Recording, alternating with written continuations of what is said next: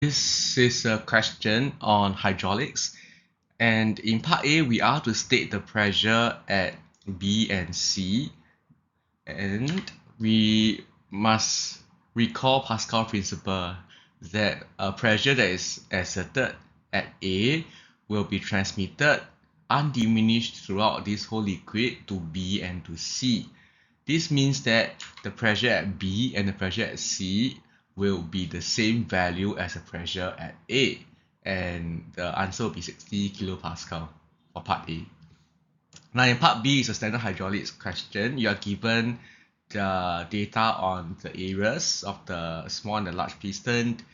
You are to determine this outward force acting on this large piston. So we now know that the pressure at C is 60 kilopascal. So the pressure at C equals to force over area. Use the pressure formula. We can then work out the force at C to be 24,000 Pascal, pushing the load upwards over here. In part 2, you are told that this large piston moves up by 4 cm. Therefore, how much distance did this small piston move down by? We can solve this using two methods. We can use conservation energy by using the work done on the small piston to be the same as the work done and energy transfer at the larger piston.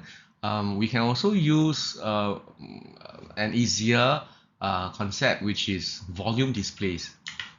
So when we push down on piston A, we are pushing down a volume of liquid.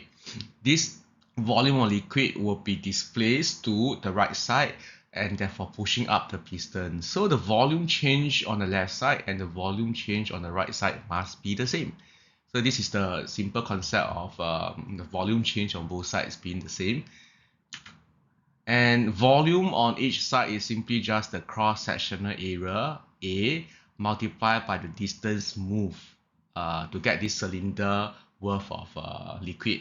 So the distance moved, I have let it be D. The cross-sectional area, I have let it be capital A. And A times D gets me the volume on the left side.